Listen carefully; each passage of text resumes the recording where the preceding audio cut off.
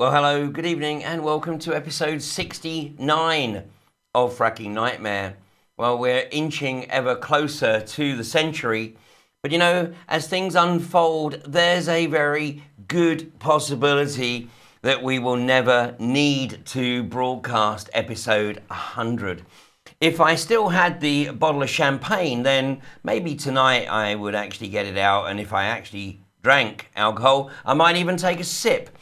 But things are certainly unfolding at a phenomenal pace on many fronts, geopolitically as well as on the commodity markets. But obviously we're going to stay with unconventional gas, and it's becoming increasingly apparent that the markets have absolutely no confidence in this industry going anywhere except down the toilet. Of course, the only ones who seem to disagree with this are the myopic politicians like David Cameron and George Osborne, and a brain slip there. And of course, those who are desperate to try and convince themselves that they can make a not very fast buck out of this. Well, this was a headline I picked up. In the next year, 1/3 of all fracking companies could go bankrupt. Well, many of them are on the brink right now. And in fact, an article that was published in the Times today, written by Alexandra Frian, and here was the headline: Oil price plunge has left blood on the sand amongst US frackers. And of course, the marginal costs in the US are a lot less than they would be if this industry ever gets underway in the UK. So if it can't survive in the US, the likelihood of it being able to establish any kind of foothold in the UK is slim to none. Well, let me just give you a couple of paragraphs from Alexandra's article here. For the oilfield services companies that remain, which is primarily the Halliburton, Schlumberger, Baker Hughes, and the production companies they work for, the gusher of easy money has run dry, and default rates in the sector are at their highest levels since 1999. Well, the reality is that the money that was going to the oilfield service companies didn't really exist, of course. It was all borrowing. It was all borrowing from the banksters playing their casino role with an industry that they thought might just have some legs, but in reality, the 30 to 40, 50 years that they were foreseeing a year or so ago doesn't even look as though it's going to be 30, 40 or 50 months. The article continues. This month, Samson Resources, an exploration and productions company, which was bought by Kohlberg Kravis Roberts, the private equity firm, and other investors in 2011 for $7.2 billion, became one of 6 energy companies to default in the past 6 weeks.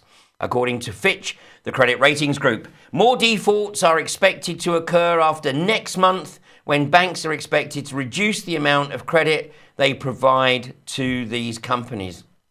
Well, that's bad news for the gas companies, but good news for all sane humans. Because the reality is, as we know, this industry leaves a devastating footprint wherever it becomes established. Well, let's have a look at the commodity price here. This is the price of oil.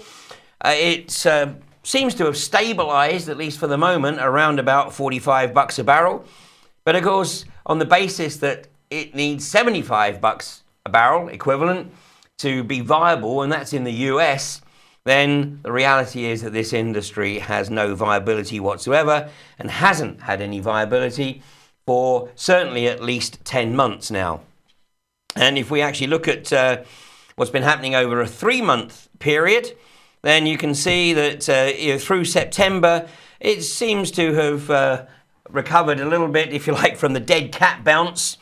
Went down to almost $38 a barrel, just a few cents above, then jumped back up to just under 50, but has now leveled out about 45. And the reality is that there is no viability there whatsoever.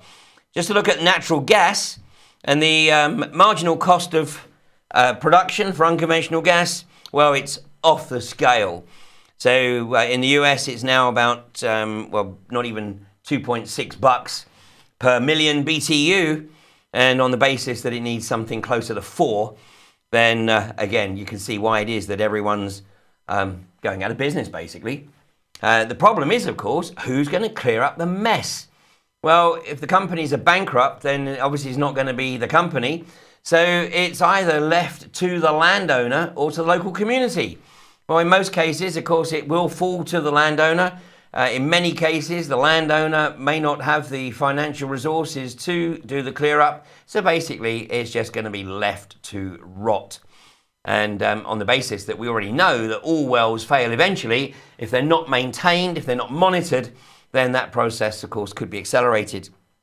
So the markers, let's look at the major oilfield service companies and let's see what's happening with them. Halliburton, their market capital has now fallen below $30 billion. And as you can see, the stock price is around about $34.5. And that's a long way short of the 65 plus where it was at just a year ago. And Schlumberger, of course, pretty much everyone's heard of Halliburton thanks to Dick Cheney, or rather no thanks to Dick Cheney. But Schlumberger is the largest oilfield services company on the planet, and it's about 3 times the size of Halliburton. But Schlumberger market capital has fallen below $90 billion. It was over 120, I think, this time last year. Now below $90 billion with the stock price falling below $70. Well, based on all the forecasts that I've seen, it's looking like the hydrocarbons industry is going to continue to wallow somewhere around the rim of the toilet bowl for a little while as we play out the last couple of decades or so of a hydrocarbon-driven economy. While we're talking about Schlumberger, of course, it was in the media a couple of weeks ago now that David Cameron had appointed an ex-Schlumberger consultant as his advisor on unconventional gas strategy. Well, of course, I know a couple of things about Schlumberger, having been on the payroll there for almost 20 years. And one of the things that I'm pretty sure that the consultant, Mr. Haydari Robinson, isn't going to share with David Cameron is the degree with which Schlumberger practices extreme tax efficiency, otherwise known as effectively tax avoidance. And this is the league table published by What Do They Owe? And this is looking at their taxes that they do pay. In the US, Schlumberger, on a global revenue of $77 billion, profits of nearly $16 billion. In the US, it paid 2.1% in taxation and overseas 15.4%. Well, not that I'm particularly proud of it in any way, shape or form, but during the 1990s when I was based in Dubai, I was a director, listed as a director of a number of Schlumberger companies which existed purely for the purpose of tax efficiency. And there are many, many schemes by which the corporations avoid taxes.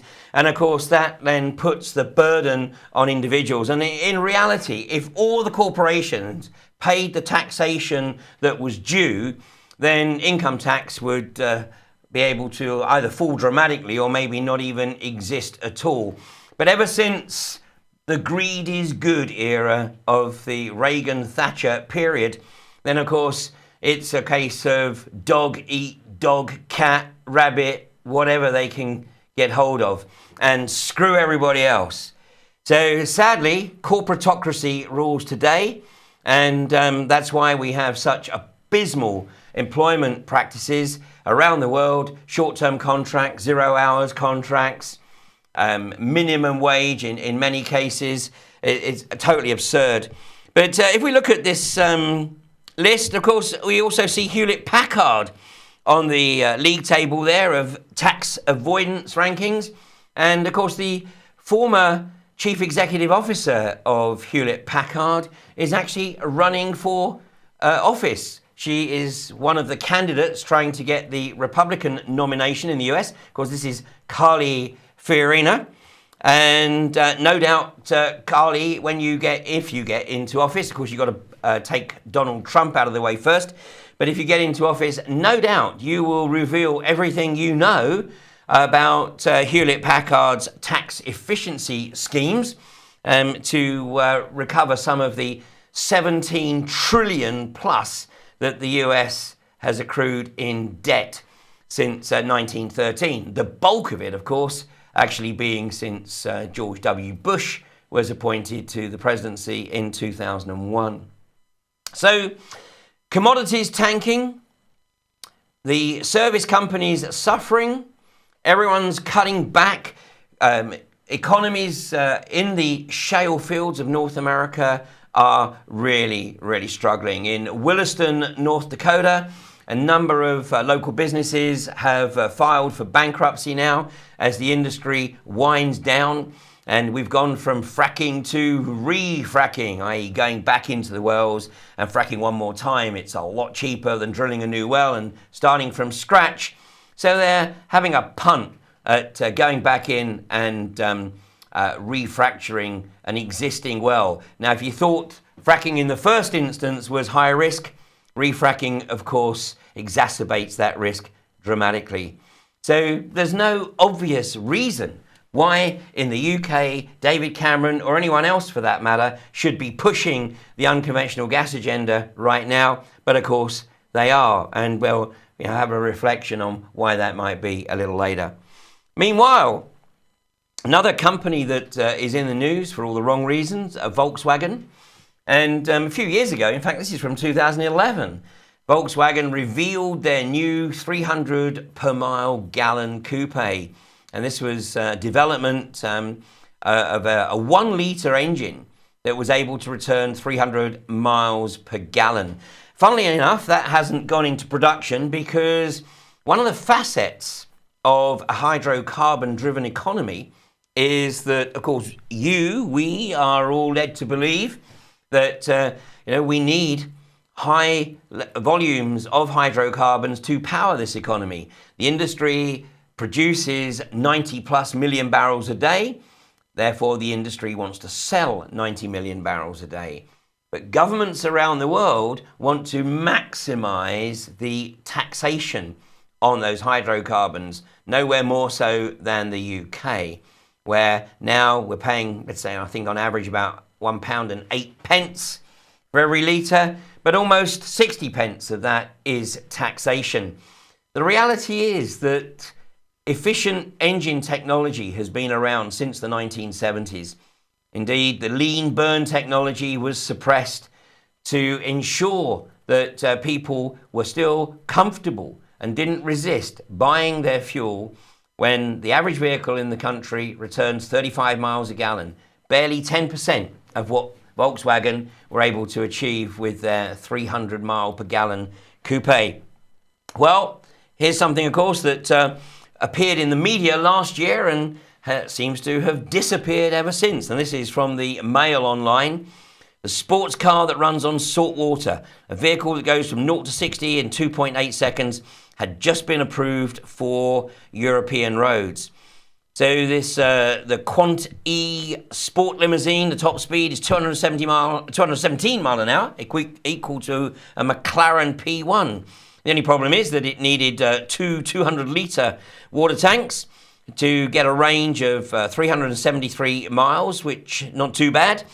But so here was a technology, supposedly in its infancy, that could have been developed, and indeed probably has been developed, but has been deliberately kept off of the markets because governments need to sell hydrocarbons. You see, you think that you drive a vehicle as your primary means of transportation.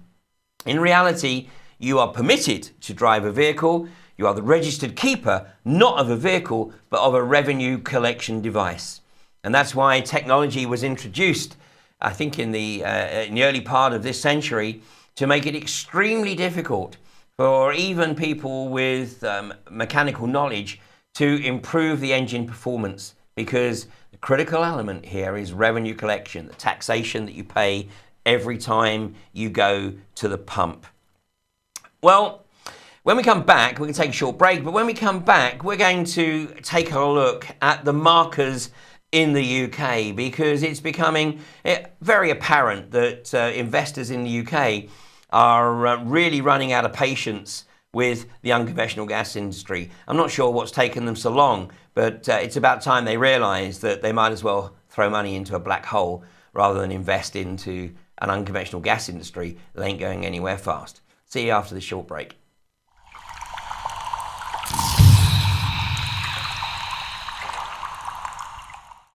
The Alternative View Conference. The AV6 DVD collection. Enjoy 13 fantastic presentations on 12 discs from some of the best researchers in their fields. What a weekend, hey? What a weekend, what a range of speakers, what a hard bunch of acts to follow, really. I've heard some of the most important information here today, really, because honestly, I've spoken at a lot of gigs, and I'd say this is the best gig that I've spoken at. These unique presentations are essential viewing for all those who have the eyes to see, the ears to hear, and who are now ready to participate in bringing about the changes that we all know we need to see. AV6. 12 discs in 2 volumes. Order now from ukcolumn.org. AV Events, taking positive activism to the next level.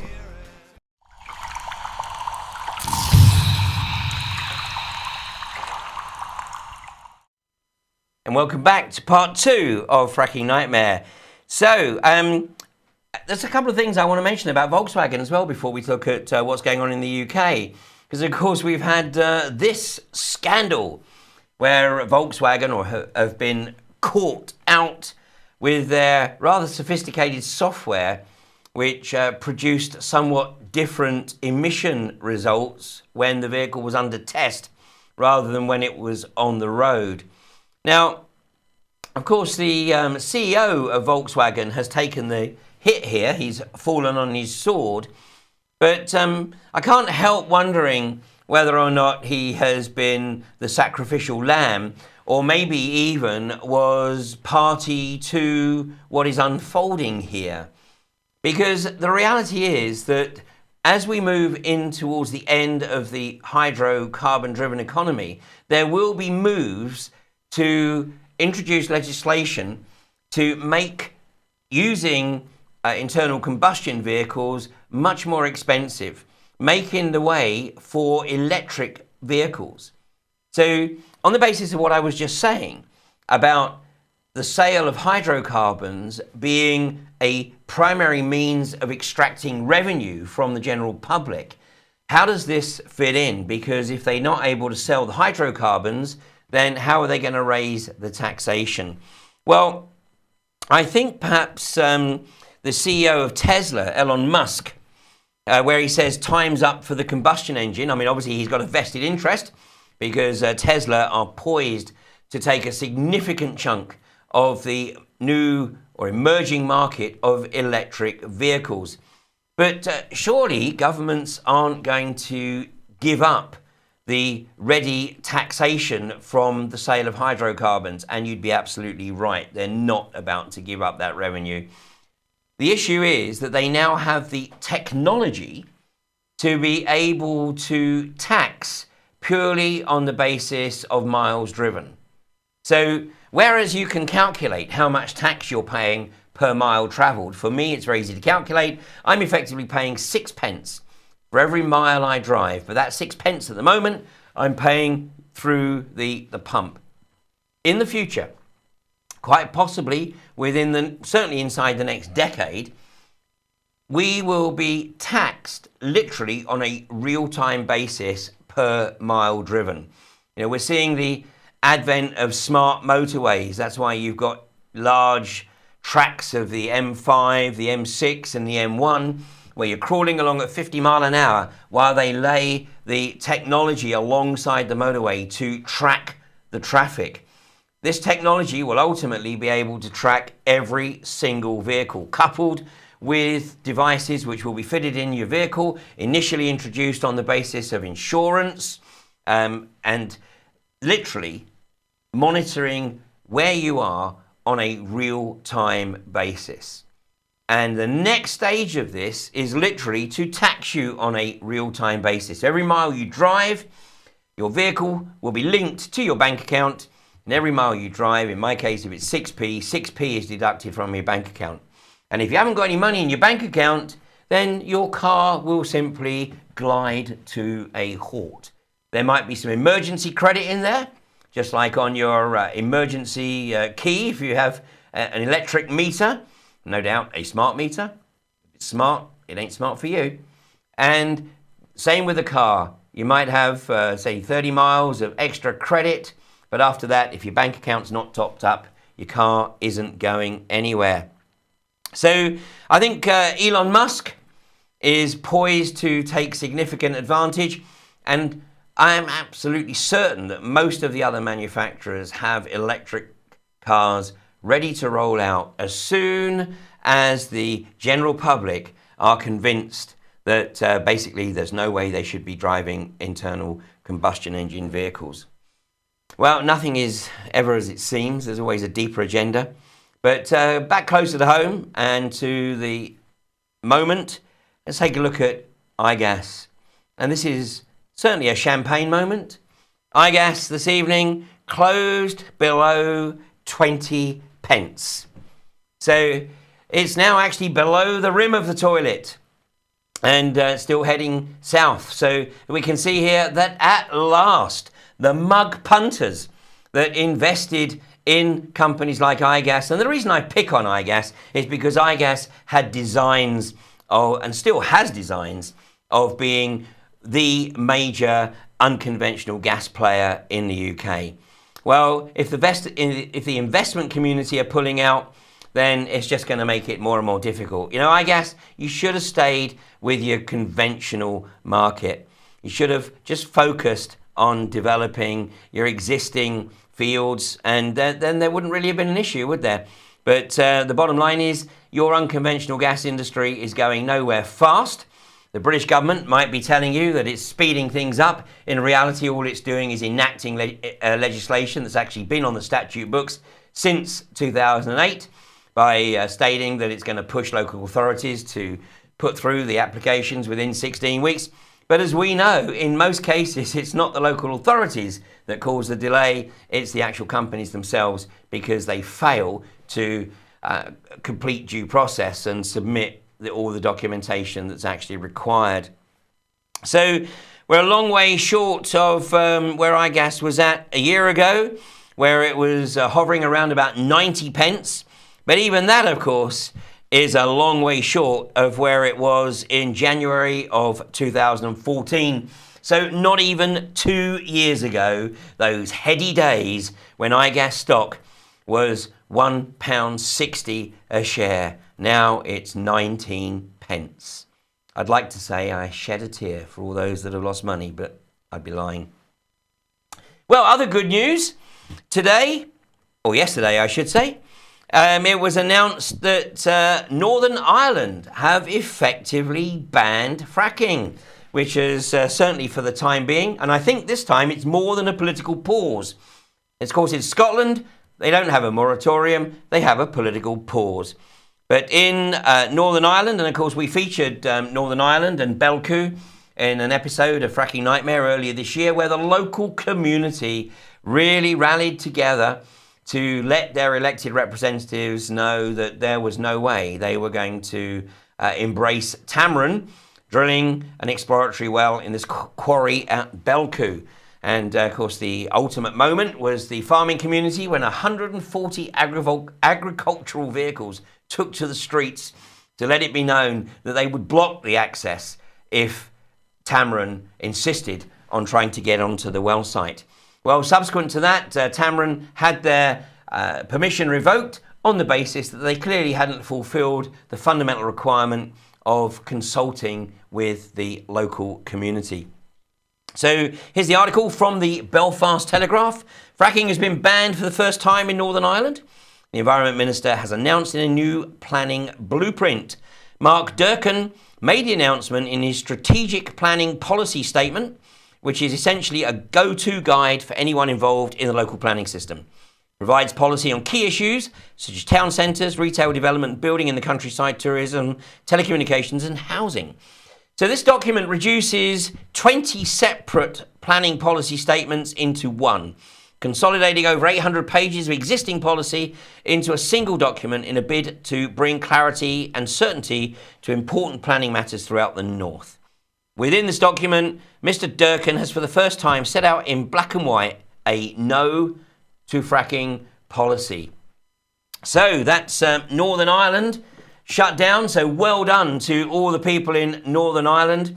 Your community actions have paid enormous dividends and solidarity with everyone north of the border. So Northern Ireland shut down. Scotland, a political pause. Wales still trying to establish whether or not they have the devolutionary powers to establish their own moratorium. And of course in England, a government that's determined to push ahead. Well, in the north of England, Yorkshire, of course, is the new front line for the fracking campaign, the anti-fracking campaign, I should say. And here is the new MP, Kevin Hollinrake, who happens to own a chain of estate agents. Now, as it's pretty much established in fact that anywhere this industry becomes established, property prices tank. In fact, in the Fylde Peninsula and in areas around Borkum, property prices really don't matter because nobody's buying on the basis of the uncertainty, because no one's really sure how this is going to play out. So at the moment, anyone looking to buy in the area is holding fire or just going elsewhere.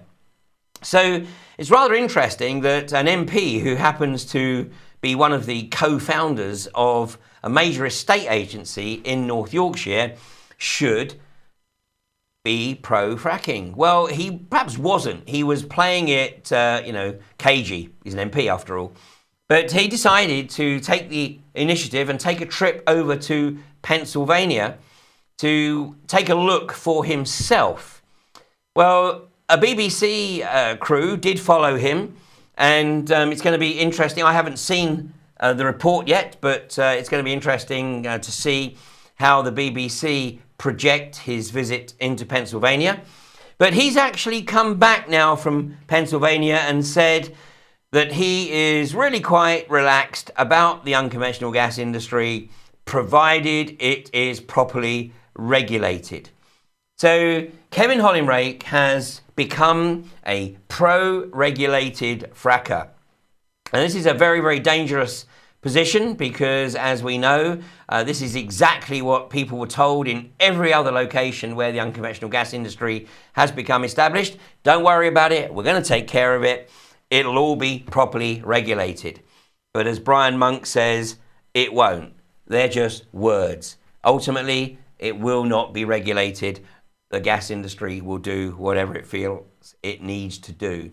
As we very well know, this is an industry that works on the basis of it's a lot easier to ask for forgiveness than it is for permission. Anyway, it's certainly cleared up something for the people of Rydale in North Yorkshire, because there were those who were prepared to give Kevin Hollinrake, as a new MP, an opportunity to join the anti-fracking community. But anybody who still believes that Kevin Hollinrake is looking after the best interests of his constituents by promoting the idea that fracking is a good idea if it's properly regulated, hopefully it's put that to rest. And as for trying to float his estate agency on the AIM, well, I'm sure he's probably going to try and do that sooner rather than later, because once the gas industry moves into North Yorkshire, once Third Energy actually frack KM8, then somehow I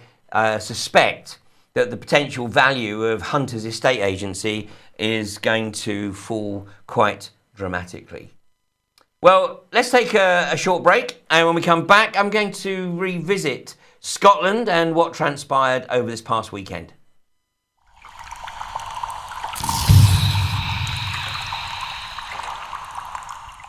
Shale gas is part of the future, and we will make it happen.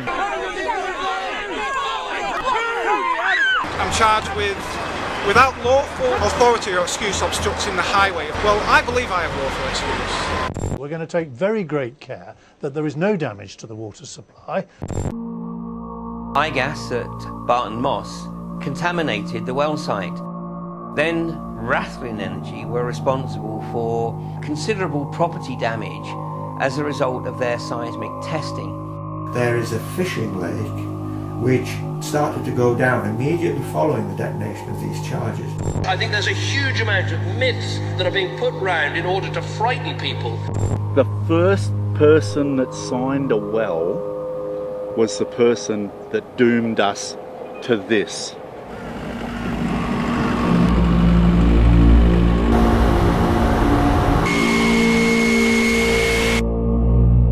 An unconventional gas well isn't a pipe out of the ground.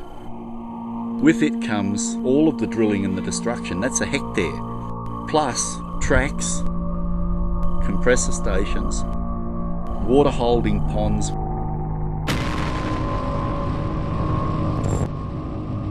So we're right in the middle of the Australian bush here. Well, it was once bush. We take a strip literally 520 kilometres for this one company. We sit on the Great Artesian Basin, one of the greatest water resources in the world, and they are allowed to deplete it and turn it to trash. There used to be a beautiful green lawn with roses in it. 3 nights of rain, it was dead.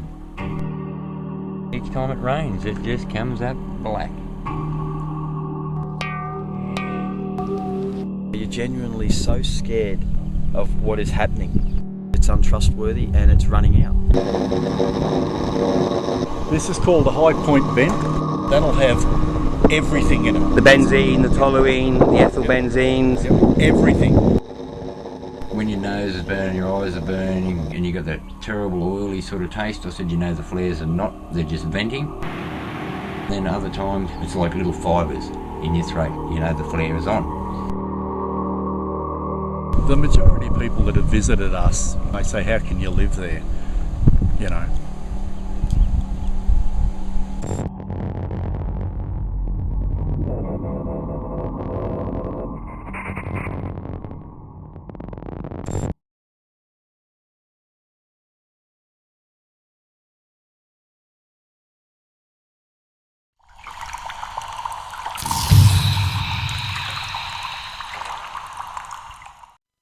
And welcome back to part 3 of Fracking Nightmare. Now, over the last few weeks, in fact in episodes 65 and 68, Mel Kelly was my guest, and Mel has focused on 2 areas north of the border, and that is underground coal gasification, which is not included in Nicola Sturgeon's political pause on the unconventional gas industry, and also the treachery of Nicola Sturgeon's sale of Scotland's water to Westminster. And here, this is the graphic that I put on the front of, I think it was episode 65 of Fracking Nightmare, that really did stir things up in Scotland and got a lot of people asking questions. Not least, of course, that Nicola Sturgeon reveal the minutes of the meeting that she had with Jim Ratcliffe in the morning of the same day as Fergus Ewing announced a moratorium on unconventional gas exploitation in Scotland. And here we see in the media there is some pressure on Nicola Sturgeon to release the minutes, because it's becoming increasingly evident that both Jim Ratcliffe and Algie Clough believe that once the SNP gets the expected majority in the next Scottish elections, that's in the first week of May next year, that shortly afterwards, Nicola Sturgeon and the SNP, with undisputed control of the Scottish Parliament, will lift the moratorium and give the go-ahead for unconventional gas exploitation. Now, the problem for the people of Scotland is that the area that's being targeted, of course, is in the most heavily populated part of Scotland, right across the central belt there. And although there's only those licenses that you see in the middle there, just to the northeast of and east of Glasgow, and then we have the underground coal gasification licenses in the Firth of the Forth. The reality is that there have probably been bids for many of those other areas, and probably by INEOS upstream, Jim Ratcliffe's company, in association with iGas. That's, of course, if iGas still exists. Although, of course, one has to say that with the iGas stock price in the toilet, it becomes quite an attractive proposition to a entrepreneur such as Jim Ratcliffe, and no doubt he's also itching for the iGas stock to go lower so that he can snap it up for literally cents on the dollar. Well, last Thursday, I took a trip up to Scotland to go along to the INEOS exhibition. This is one of a series of, I think it's about 18 exhibitions that they're doing around the central belt of Scotland, the targeted areas. And, well, I'm going to simply encourage everyone to go to the INEOS exhibitions. Now, I have to say, amazingly, I was recognised as soon as I walked through the door. Even more amazingly, they let me in. I mean, even tried to make me feel welcome. And I will acknowledge that there was one of the INEOS representatives who, in my opinion, actually remained in integrity throughout my conversation with him. But, of course, I won't name him for fear that that might actually cost him his job. For the others, well, it was the usual palliatives. And if for no other reason, I suggest that you go along to the INEOS meetings to actually pick up all of this literature that they've produced. In fact, they must have actually demolished half of Scotland's trees to put this together. Well, this is the document, this is the pamphlet that was put through, well, I won't say everybody's door, but certainly a lot of doors, certainly around the Falkirk area. And I'm currently working through this with a couple of people, and I think we probably will be having some correspondence with the ASA, because some of the statements in this document really just do not stand up to any examination whatsoever. Well, the following day, I was hosting a screening of Voices from the Gas Fields in Falkirk. And I invited Tom Pickering, who's the operations director of INEOS, to come along and attend the screening. And much to my surprise, he did. He actually came with a colleague, and my sources tell me that the colleague that he came along with is actually the INEOS corporate lawyer. So, well, hopefully they're going through Voices from the Gas Fields right now and trying to find any flaws in it. But of course, as I was speaking directly to Brian Monk and John Jenkins and giving them the opportunity to share their experience of the unconventional gas industry, I don't think there's really too much that they'll be able to comment on it. Well, I think that the one thing that Tom Pickering wasn't expecting me to say was that I absolutely encouraged everybody that attended the screening and participated in the Q&A. The Q&A session, by the way, was live streamed. I haven't watched it myself, but I'm sure you can, if you search for Voices from the Gas Fields Falkirk live stream, you'll find it. But I absolutely encouraged everyone there to go to an INEOS event. But of course, I also encouraged them to do their own research. Now, the one thing that I can pretty much guarantee is that it's extremely unlikely that you're ever going to hear Tom Pickering or Peter Riley of INEOS encourage the people who attend their exhibitions to hook up with the local anti-fracking community and listen to what they have to say and then make a decision as to whether or not they think it's a good idea. Because in reality, we all know, and I think Tom Pickering and Peter Riley and Jim Ratcliffe know, that once people look at this for themselves, they will realise that it's not something they want in theirs or anyone else's backyard. And what Jim Ratcliffe and Tom Pickering are relying on is that certainly around the Falkirk and the Grangemouth area, that the area is so heavily industrialised that a little bit more industry really isn't going to give people too much concern. The other thing I expect to hear is that people who are family members of employees of INEOS, I wouldn't be at all surprised to learn that INEOS puts pressure on their employees to silence any criticism amongst their family members. I hope I'm wrong, but based on previous experience of the unconventional gas industry, it really wouldn't surprise me at all. So there's my counsel. I encourage people to screen voices from the gas fields. I don't need to be there. That's the whole purpose of making the documentary. And there are some amazing people in Scotland with some truly outstanding knowledge, and certainly the likes of Trish Buchan, who was treated to a very unusual chat-up line by Tom Pickering. He invited her to come upstairs and see his refinery. An invitation which she decided to politely decline. She declined it at the screening of Voices from the Gas Fields. But screen the film. There's plenty of people like Trish Buchan and Rona McLeod and Mel Kelly who would be absolutely delighted to host the Q&A.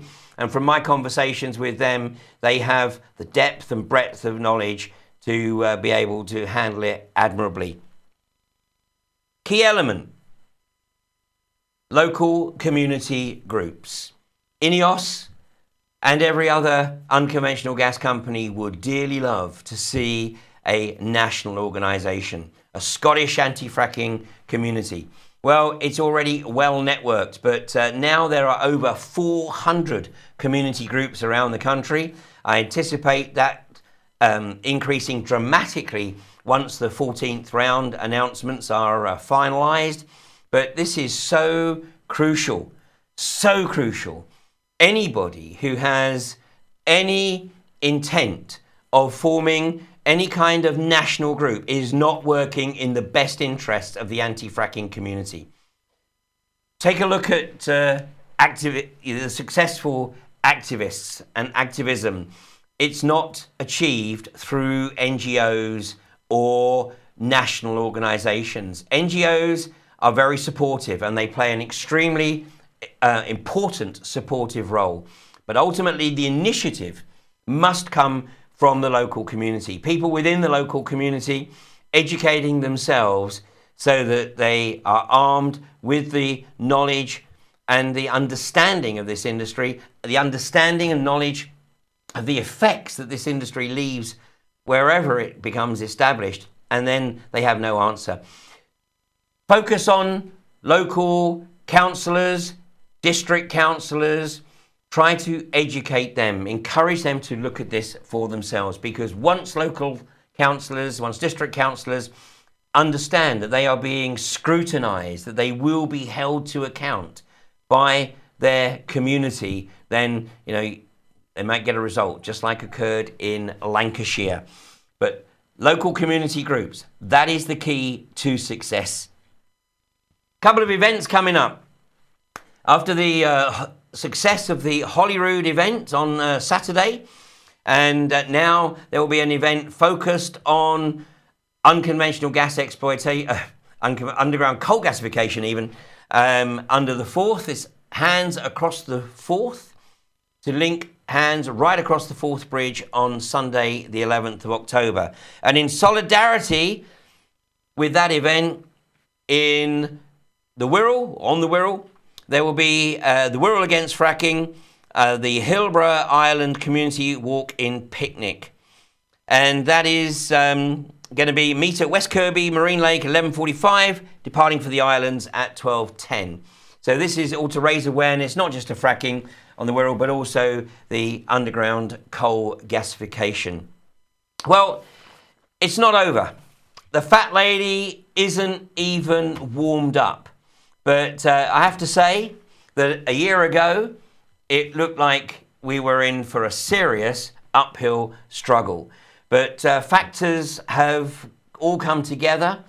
the efforts of every single individual in the anti-fracking community, whether they're working as an individual or small groups or part of a network, then it's all coming together. And this is an industry that is literally hanging on by its fingertips. And the reality is that by the end of the year, it could all be over. So keep at it, keep the pressure on, keep sharing, keep raising awareness. And of course, there will be events at the Tory Party conference and of course, very specifically at the SNP conference in Aberdeen in mid-October, because unless the SNP adopt a motion to outlaw unconventional gas exploitation at their conference, then you can bet your bottom dollar that Nicola Sturgeon and the SNP have every intention of lifting the moratorium after the election next year. So it's going to be a crucial issue for both the SNP and for the Scottish electorate anyway. Right, well, that's it from me. It was a 45-minute show tonight rather than an hour. I've got a full week of work to do before we head up to the Tory conference, and let's make sure that every Tory MP understands that more than 80% of the population of this country does not want this country fracked. Thanks very much.